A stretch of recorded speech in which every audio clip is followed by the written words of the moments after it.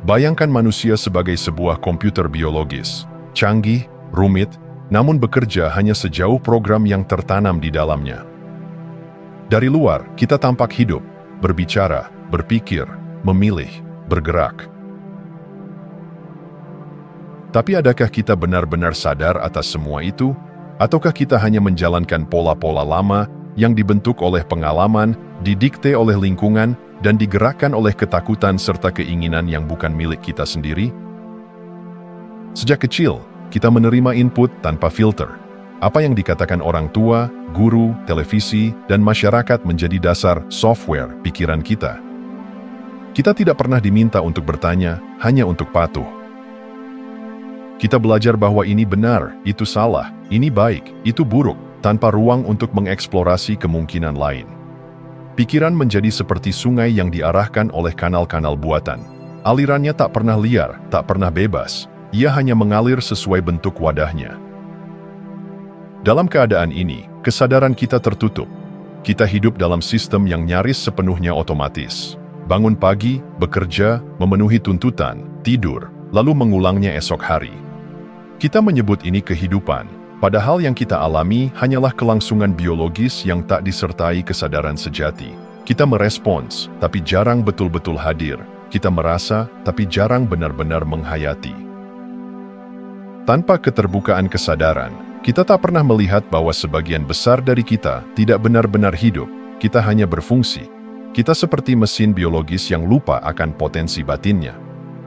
Kita tak pernah berhenti untuk bertanya, apakah ini yang benar-benar aku pikirkan? Apakah ini keinginanku, atau hanya suara yang ditanamkan dari luar? Siapa sebenarnya aku di balik semua peran dan harapan? Dalam sistem tertutup ini, jiwa tidak tumbuh. Ia terbungkus rapat oleh lapisan-lapisan identitas palsu, ilusi sosial, dan kebisingan mental. Pertumbuhan sejati hanya mungkin ketika kita mulai menyadari bahwa kita telah tertidur. Dan untuk itu, kita harus berani membuka diri, menjadi sadar akan ketidaksadaran kita sendiri. Kesadaran bukanlah sesuatu yang datang dengan sendirinya. Ia tidak diwariskan, tidak diimpor, tidak dipelajari dari buku semata. Ia harus dilahirkan dari dalam. Ia tumbuh dalam keheningan, dalam jeda dari rutinitas, dalam keberanian untuk memandang ke dalam diri tanpa topeng.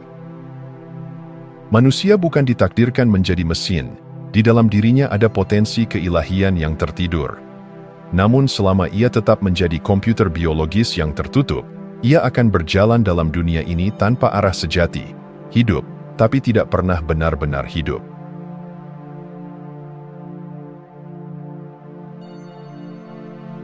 Pernahkah kau menatap mata seseorang dan merasa seolah ada sesuatu yang hilang? Wajahnya tersenyum, suaranya berbicara, tubuhnya bergerak, namun ada kehampaan yang tak bisa dijelaskan. Seperti jendela yang tidak lagi memantulkan cahaya, seperti boneka hidup yang lupa bahwa ia pernah bermimpi. Blavatsky, dalam ajaran mistiknya, menyebut tentang manusia yang hidup, namun tak memiliki cahaya batin. Mereka berjalan di antara kita, mengambil bentuk manusia, namun tak terhubung dengan pusat spiritual terdalam. Gnostik kuno menamai mereka helix, manusia yang kehilangan percikan ilahi, jiwa yang tak pernah menyala atau telah lama padam. Mereka bukan sekadar kehilangan arah, melainkan terputus sepenuhnya dari sumber kehidupan sejati. Konsep ini mungkin terdengar seperti mitos, dongeng masa lalu yang dituturkan oleh para mistikus dan filsuf kuno. Namun jika kita mengamati dunia hari ini, tidakkah terasa bahwa konsep itu mulai tampak seperti kenyataan?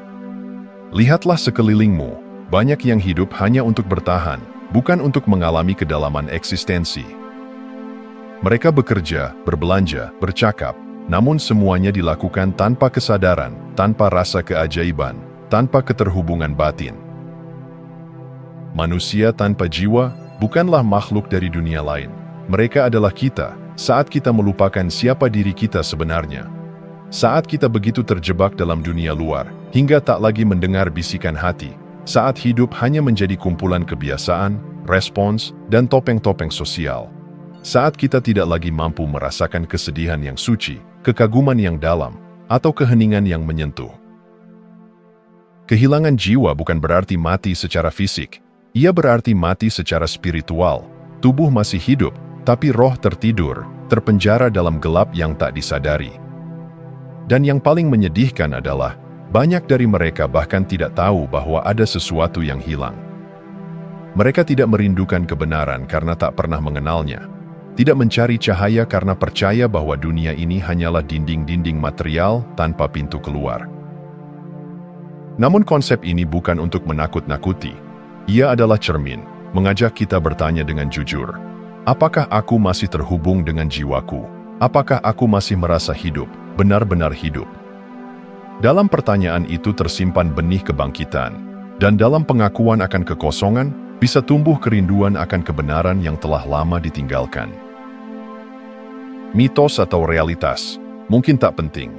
Yang terpenting adalah bagaimana kita memilih untuk hidup, sebagai kulit yang berjalan atau sebagai cahaya yang menghidupkan.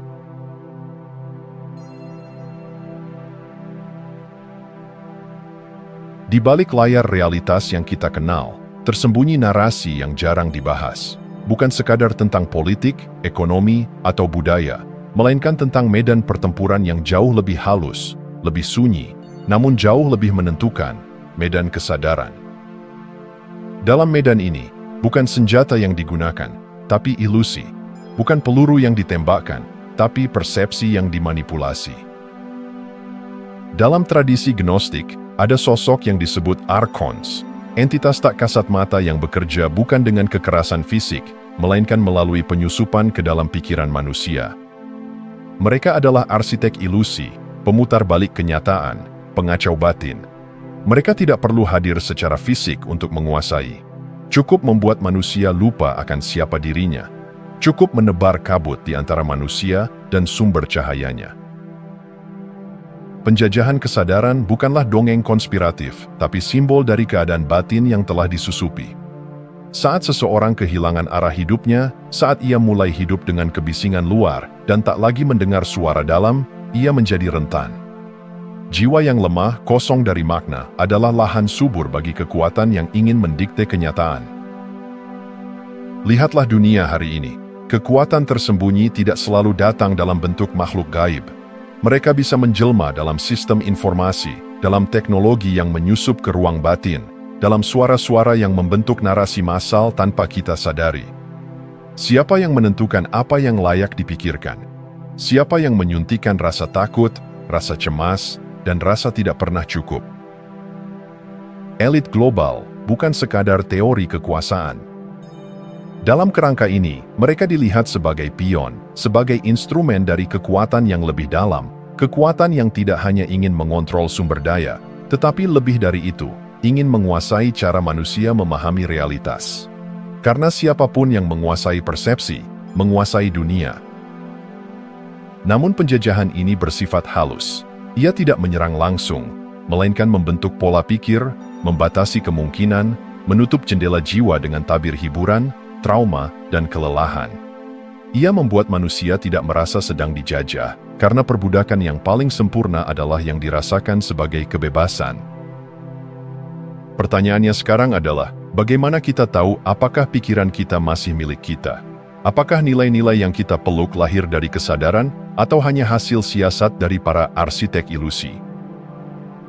Kesadaran yang dijajah tidak akan pernah bertanya, tapi kesadaran yang terjaga akan mengguncang dinding realitas itu sendiri. Maka mungkin saatnya kita bertanya dengan gentar namun jujur, siapa yang sebenarnya ada di balik layar hidupku?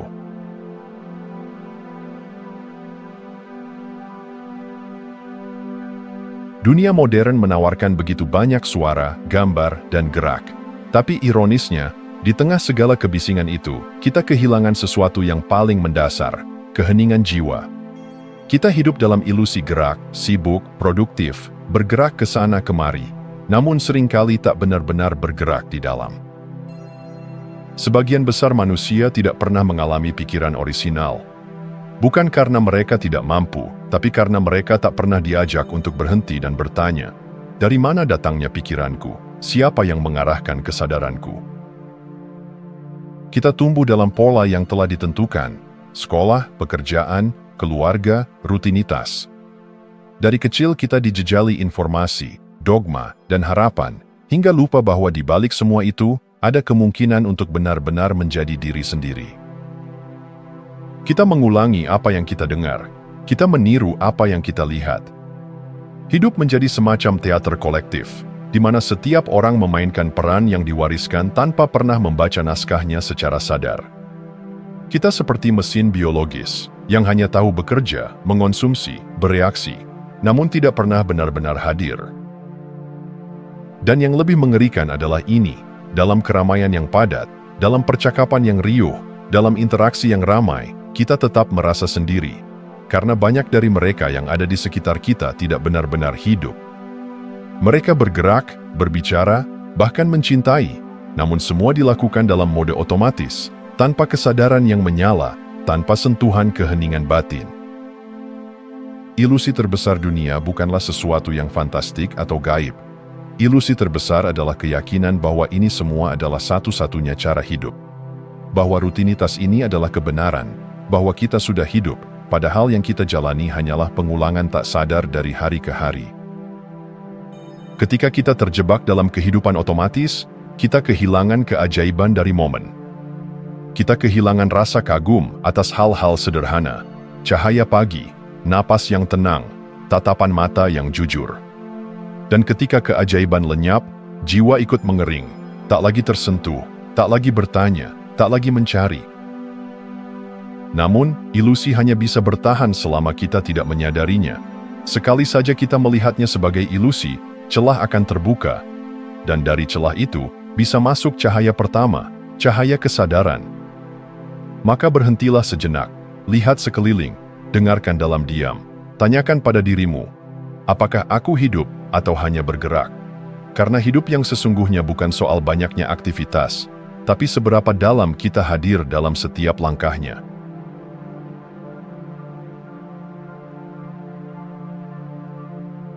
Ada semacam kehampaan yang tak terlihat, tapi terasa. Ia tak memiliki bentuk, namun mampu memenuhi seluruh ruang batin seseorang.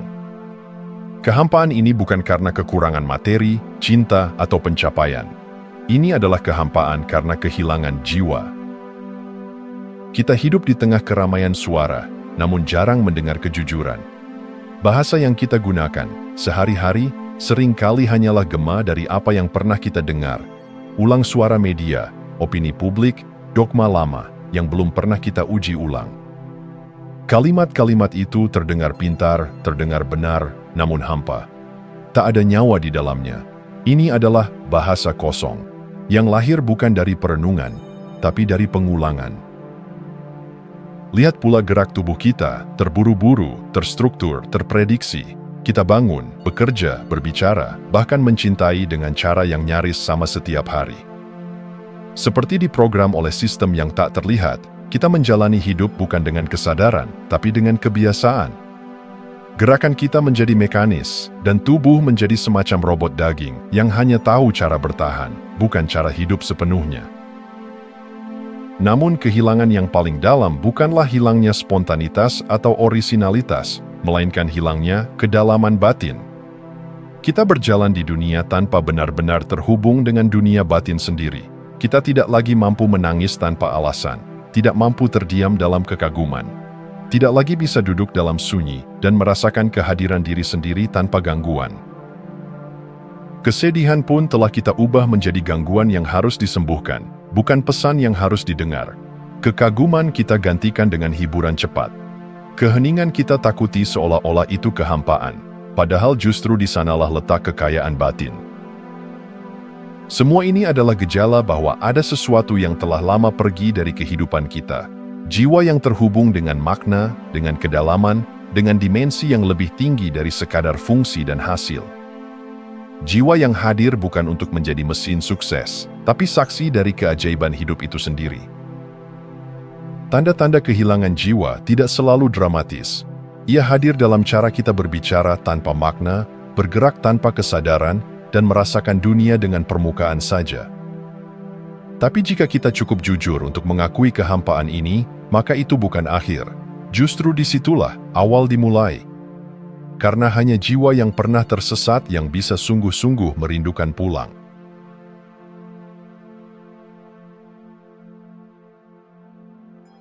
Kebangkitan tidak datang dengan suara keras. Ia bukan ledakan, bukan pencerahan yang tiba-tiba memecah langit kehidupan. Kebangkitan jiwa adalah bisikan lembut yang hanya terdengar oleh mereka yang bersedia diam. Ia muncul perlahan, dalam celah kelelahan, dalam keheningan malam, dalam pertanyaan kecil yang selama ini kita hindari. Apakah hidupku sungguh milikku? Kesadaran tidak hadir secara otomatis. Ia bukan hasil usia, bukan hadiah dari dunia luar. Kesadaran adalah pilihan sadar, keputusan batin untuk membuka mata yang selama ini terpejam meski kita merasa sudah melihat. Ia adalah keberanian untuk menatap hidup apa adanya, tanpa topeng kenyamanan dan tanpa kabut penyangkalan. Kita tidak dilahirkan dengan kesadaran yang penuh, kita dilahirkan dengan potensi, dengan percikan ilahi yang menunggu untuk dinyalakan.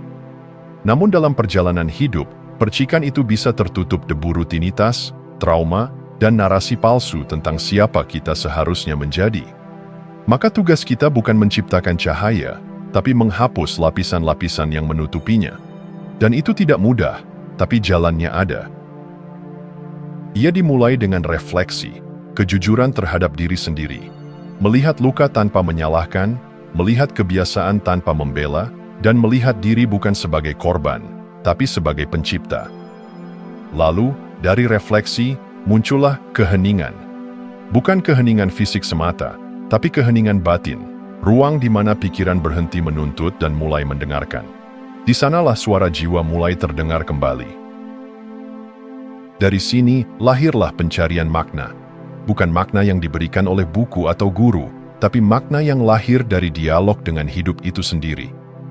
Kita mulai melihat keindahan dalam hal-hal yang dulu kita anggap remeh. Kita mulai merasakan bahwa setiap momen adalah pintu menuju yang ilahi, jika kita hadir sepenuhnya. Dalam tradisi kuno, manusia sejati disebut manus, penghubung antara insting hewani dan cahaya spiritual. Disinilah kita diundang untuk menghidupkan kembali manus dalam diri, bukan menjadi suci, tapi menjadi utuh. Tidak hanya berpikir, tapi juga merasakan. Tidak hanya bertahan hidup, tapi benar-benar hidup. Kebangkitan jiwa bukan tujuan akhir. Ia adalah cara berjalan. Ia bukan tentang menjadi sempurna, tapi tentang menjadi sadar, pada napas, pada luka, pada cinta, dan pada misteri yang lebih besar dari diri kita. Dan saat kita mulai berjalan di jalan itu, perlahan dunia pun berubah. Bukan karena dunia berubah, tapi karena kita melihatnya dengan mata yang baru, mata jiwa yang akhirnya terbangun.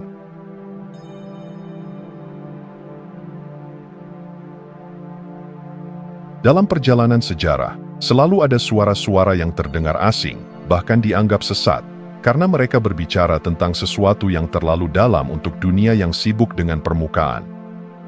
Suara-suara itu datang dari berbagai zaman dan tempat, namun seperti gema dari satu sumber yang sama, panggilan untuk membuka mata, untuk melihat bahwa realitas ini mungkin bukan seperti yang kita kira. Helena Blavatsky, tokoh esoterik dari abad ke-19, berbicara tentang dunia yang tidak hanya diisi oleh manusia berjiwa, tapi juga oleh mereka yang berjalan tanpa cahaya batin. Baginya, banyak dari kita bukan kehilangan tubuh, tapi kehilangan hubungan dengan jiwa. Kita hidup, tapi tidak benar-benar hidup. Kita bernapas, berbicara, bergerak, tapi tanpa kesadaran akan keberadaan. Para gnostik kuno pun sudah menyadarinya jauh sebelumnya. Mereka menyebut sebagian manusia sebagai helix, makhluk tanpa percikan ilahi. Menurut mereka, tidak semua manusia berasal dari sumber cahaya. Ada yang hanya wujud luar, bayangan dari manusia sejati. Kehidupan semacam itu bukan dosa, tapi tragedi. Tragedi dari jiwa yang tidak pernah terbangun. Lalu datanglah David Icke, seorang tokoh yang sering dianggap kontroversial. Namun di balik semua teori yang memancing perdebatan, ada inti yang mengguncang. Dunia ini adalah ilusi, panggung sandiwara yang dimainkan oleh kekuatan-kekuatan tersembunyi. Ia menyebutnya agenda tersembunyi, manipulasi kesadaran oleh kekuatan yang tidak terlihat. Mungkin bahasanya berbeda, tapi esensinya sejalan. Manusia telah dilupakan oleh dirinya sendiri. Yang menarik adalah bagaimana ketiganya, Blavatsky, para gnostik, dan Icke, tidak saling mengenal, tidak hidup di zaman yang sama, tapi menyuarakan satu peringatan yang serupa. Tidak semua yang tampak sebagai manusia benar-benar hidup dari kesadaran. Mereka memberitahu kita bahwa kehidupan bisa menjadi penjara jika kita tidak menyadari bahwa kita sedang dikurung. Namun, pesan mereka bukan untuk menakut-nakuti, tapi untuk membangunkan. Karena di balik ilusi, ada jalan keluar. Di balik tidur panjang jiwa, ada kebangkitan. Dan hanya satu kuncinya, yaitu gnosis, atau pengetahuan batin. Bukan sekadar tahu, tapi mengalami. Bukan sekadar percaya, tapi menyadari. Dalam dunia yang gemerlap namun kosong, kata-kata mereka menjadi cahaya kecil yang membimbing. Bukan agar kita memuja mereka, tapi agar kita kembali pada pusat diri, ke tempat di mana kebenaran tidak diajarkan, tapi disingkapkan. Karena di sanalah manusia sejati dilahirkan kembali.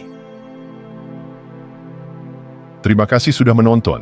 Jangan lupa like, komen, dan subscribe untuk dukung channel ini terus berkembang. Sampai jumpa di video selanjutnya.